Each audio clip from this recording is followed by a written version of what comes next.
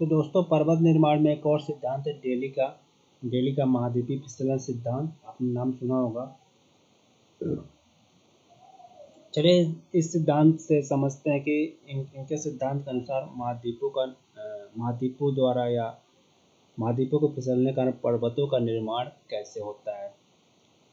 तो जो डेली का सिद्धांत महाद्वीपीय भागों के नीचे की ओर फिसलने की गति पर आधारित है, मतलब जो महाद्वीपीय भाग है वो नीचे की ओर फिसलने पर उनकी गति पर आधारित है, जो उनमें गति होती है जब नीचे की तरफ वो फिसलते हैं, तथा इसका प्रमुख कारण बताया फिसलने का गुरुत्वाकर्षण बल।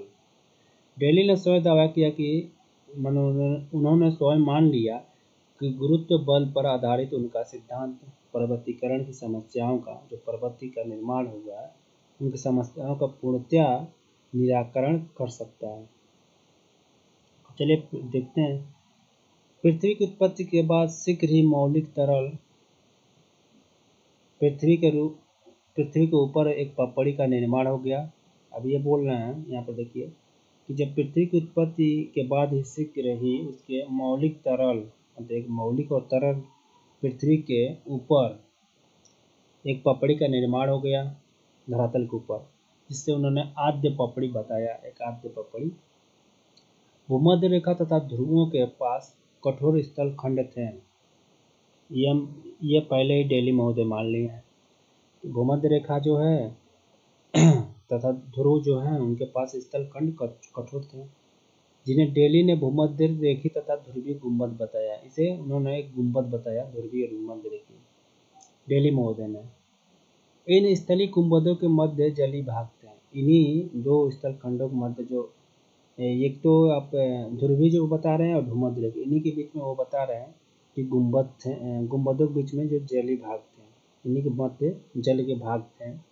भूमध्य रेखा और ध्रुवों के बीच मध्य जो जल भाग थे, जो मध्य अक्षांशीय खाई तथा आद्य प्रशांत महासागर के रूप में थे। मतलब ये जो भूमध्य रेखा और ध्रुवों के बीच में जो ये जलीय भाग था मध्य में, इसे प्रशांत महासागर या अक्षांशीय खाई तथा आद्य प्रशांत सागर के रूप में ये थे। आद्य प्रशांत महासागर और मध्य अक्षांशीय खाई के रूप में थे ये, ठीक है।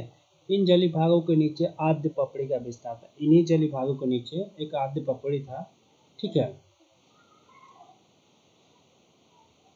ऊपरी पपड़ी ग्रेनाइट का घनत्व, जो ऊपरी पपड़ी या पृथ्वी का ऊपरी पपड़ी, ठीक है, उसका घनत्व अध स्तर की अपेक्षा अधिक था। मतलब उसके नीचे की जो चट्टान होती है सियाल, ठीक है, ऐसे कहें कि क्रस्ट की जो घनत्व है सीमा से ज़्यादा है, ठीक है। मतलब ये कहें कि अभी तक हमने ये पढ़ा था कि क्रस्ट की घनत्व सीमा से कम होती है, लेकिन इन्होंने कहा कि क्रस्ट की ग्रेनाइट की घनत्व जो अध स्तर की चट्टानें बेसाल्ट होती है उससे ज़्यादा है। स्थलीय गुंबद जलीय भाग से ऊपर उठे थे। जो स्थलीय गुंबद है, मतलब भूमध्य रेखा गुंबद और ध्रुवीय जो गुंबद है, ठीक है, वो जो जलीय भाग है उससे ऊपर थे, ठीक है, उससे ऊंचा उठे थे तथा उनका झुकाव मध्य अक्षांशीय खाई और प्रशांत महासागर की ओर था। तो ये बता रहे हैं कि जो ऊंचे उठे हुए गुंबद थे, मान लीजिए उत्तर में ध्रुवीय गुंबद है या भूमध्य रेखी गुंबद है, ठीक है, ये ध्रुवीय गुंबद है, ये भूमध्य रेखी गुंबद है। इनका झुकाव जो प्रशांत और मध्य अक्षांशीय खाई या प्रशांत महासागर है जिसे इन्होंने बताया है, और मध्य अक्षांशीय खाई उनके ओर है इनका झुकाव जो है, मतलब उस जल की ओर है जो महासागर है। ये जलीय भाग प्रारंभिक भूसन्नति के रूप में थे। मतलब ये जलीय भाग थे, उनको इन्होंने मान लिया, जो ये महासागर थे प्रशांत महासागर और मध्य अक्षांशीय महासागर, इनको इन्होंने एक जल के रूप में मतलब इन्होंने इस प्रशांत महासागर को जो जलीय भाग है इसको प्रारंभिक में इस जो जलीय भाग को इन्होंने भूसन्नति मान लिया था, ये पहले ही, ठीक है। समीपवर्ती स्थलीय गुंबद का अपरदन से प्राप्त मलबा का इस भूसन्नति में जमा होने लगा। अब कह रहे हैं कि जो भूमध्य रेखा तथा ध्रुव के पास जो ठोस गुंबद था उनका अपरदन होने के कारण इस जो प्रशांत महासागर और मध्य अक्षांशीय खाई है जिनकी ओर दोनों गुंबदों का झुकाव था, इनका अपरदन होने के कारण इस महासागर में जाकर, या यूँ कहें कि इनके अनुसार कि ये जो सागरी भूषणनदी के रूप में थे, इनमें जमा होने लगा। ठीक है। परिणाम स्वरूप सागरी तली पर जल तथा मलबा के भार के कारण दबाव बढ़ने लगा। अब देखिए मलबा जो दोनों गुंबदों से मलबा आकर, ठीक है, अपरदन का इसमें इस सागरी जो तल है इसमें जाकर गिरता है, जिसके कारण वह दबाव बढ़ने लगता है। ठीक है। सागर की तली में धसाव होने लगा, मतलब जब दबाव पड़ता तो धसाव होता है सागर की तली में। सागरी तली में दबाव तथा उसके धसाव के कारण स्थलीय गुंबद की ओर पार्श्विक दबाव का सूत्रपात होता है। जो स्थलीय गुंबद है उसकी ओर पार्श्विक दबाव का सूत्रपात होता है, जिस कारण यह स्थलीय भाग चौड़े गुंबद के रूप में परिवर्तित हो गया। ठीक है। चौड़े गुंबद मतलब चौड़ाई के रूप में परिवर्तित हो गए। ये क्यों हुआ? क्योंकि यह पार्श्विक दबाव का सूत्रपात हुआ था। ये क्यों हुआ था? सागरी तली में जब दबाव तथा उसके धसाव के कारण स्थलीय गुंबदों के पार्श्विक दबाव हुआ था। ठीक है। ये सागर तल में दबाव के कारण स्थलीय गुंबद चौड़ा हो गए थे। ठीक है। तो गुरुत्व बल सागरी जल तथा तलछटी भार के कारण, जो गुरुत्व बल है सागरी जल तथा तलछटी भार के कारण जैसे जैसे सागरी तली का नीचे की ओर धंसाव होता गया, वैसे वैसे दबाव के कारण गुंबद के आकार में विस्तार हो गया। ठीक है। तथा ऊंचाई बढ़ती गई। इस कारण ऊपर से भार हल्का होने के कारण गुंबद का अवसाद फैलने लगा। ठीक है। परिणाम स्वरूप उसके भार में कमी आने लगी। इस कमी को पूर्ण करने के लिए पृथ्वी के आंतरिक भाग से गुंबदों के नीचे की ओर अवसादों का बहाव प्रारंभ हो गया। अब ये कह रहे हैं कि इस कमी को पूर्ण करने के लिए पृथ्वी की जो आंतरिक भाग से जो गुंबदों के नीचे की ओर, आंतरिक भाग से गुंबदों के जो नीचे की ओर है, अवसादों का बहाव प्रारंभ हो गया। अब कहने का तात्पर्य इनका ये है कि ये बता रहे हैं कि जो गुंबदों का विस्तार हो गया, ऊंचाई बढ़ती गई उसका, जिस कारण ऊपर से भार हल्का होने के कारण गुंबद का अवसाद फैलने लगा था। परिणामस्वरूप उसके भार में कमी आने लगी। जब कमी आती है, इस कमी को पूर्ण करने के लिए, ठीक है, पृथ्वी के आंतरिक भाग से गुंबदों के नीचे की ओर अवसाद का बहाव प्रारंभ हो गया।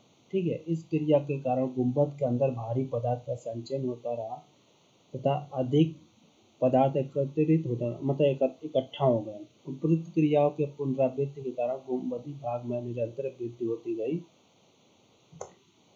गुंबद के मध्यवर्ती भाग की अपेक्षा उसके किनारे वाले भाग में वृद्धि तथा विकास अधिक हो गया। ठीक है। मध्यवर्ती भाग में नहीं, उसके किनारे वाला भाग, जिस कारण दबाव का अभिभ्राव होता है, मतलब दबाव की क्रिया उत्पन्न होती है, जिसका असर सागरी तली वाली पपड़ी पर पड़ता है।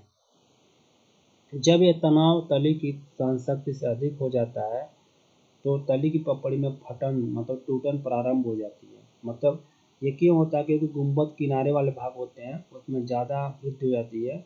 ये होता है आंतरिक क्रिया के कुछ कारण है। जब आंतरिक भारी पदार्थ उसमें जाके मिल जाते हैं गुंबद में, ये मैं आपको बता चुका हूँ।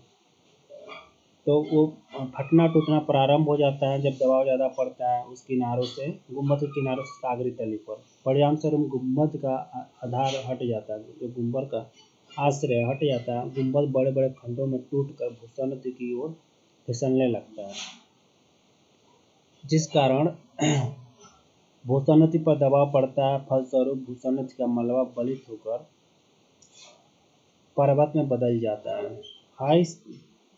पर्वत में इस तरह महाद्वीपीय भागों की जितनी ही अधिक विचलन होगी, भूषणनदी के मलबा का संपीड़न उतना ही अधिक होगा और उतने ही ऊंचे विस्तृत पर्वत का निर्माण होगा। यह डेली महोदय का सिद्धांत। आगे चलते हैं। भूषणनदी की तली का टूटा भाग नीचे जाकर अध स्तर में डूब जाता है। वो कह रहे हैं कि जो भूषणनदी का भाग जो टूटता है वो अध स्तर में जाकर डूब जाता है तथा वहाँ अधिक तापमान के कारण वो पिघल जाता है, जिससे उसके आयतन में विस्तार होता है। परिणाम स्वरूप पर्वत में पुनः उत्थान होने लगता है। स्मरणीय भूषणनदी की तली तो नीचे डूब जाती है, परंतु भूषणनदी का तलछट नहीं डूबता है, जो तलछट है, ठीक है, क्योंकि उसका भार हल्का होता है। ठीक है। ऐसा डेली ने माना है। डेली के सिद्धांत के आधार पर वर्तमान पर्वतों के वितरण की सुस्पष्ट व्याख्या हो जाती है। पश्चिम से पूरब में फैले आल्पस हिमालय श्रृंखला का निर्माण महाद्वीपीय भाग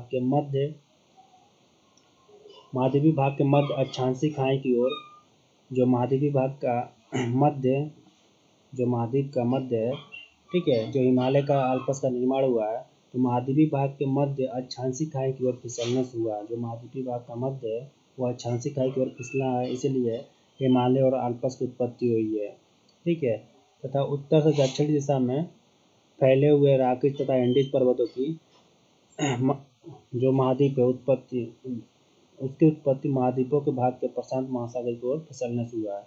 तथा डेली के अनुसार जो अमेरिकन प्लेट है वो महासागर की ओर फिसला, इसीलिए रॉकीज और एंडीज का निर्माण हुआ है। अब आलोचना कर लेते हैं इनका। पहला, डेली ने पृथ्वी की संरचना के विषय में गलत विवरण दिया। जो संरचना बताया, इन्होंने ऊपरी पपड़ी का घनत्व अधस्तर से अधिक बताया, जो गलत है। मैं भी बताया आपको।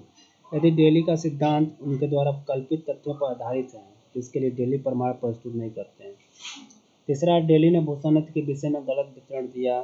साधारण रूप में भूषणत्व लंबे तथा संकर अपेक्षाकृत उथले एवं जलीय भाग होती है, परंतु डेली ने सागर को भूषणत्व का रूप दिया है।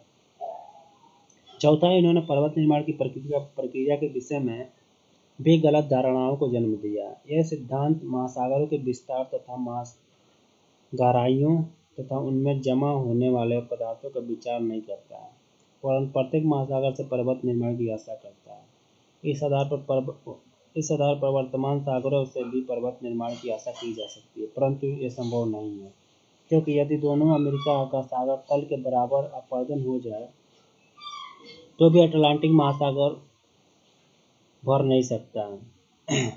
पांचवा, यह सिद्धांत जल तथा थल के ऐसे वितरण में विश्वास करता है जो सिद्धांत के उद्देश्य की पूर्ति कर सके। तो यह सिद्धांत है जल और थल के वितरण में विश्वास करता है जो सिद्धांत के उद्देश्य की पूर्ति कर सके। बस इनको सिद्धांत की पूर्ति के लिए जल और थल के वितरण में विश्वास करता है डेली महोदय, इसलिए वो चाहते हैं बस सिद्धांत की पूर्ति हो जाए। फिलहाल इस वीडियो में इतना ही। अगले वीडियो में जानेंगे होम्स की संकल्पना द्वारा पर्वतों का निर्माण।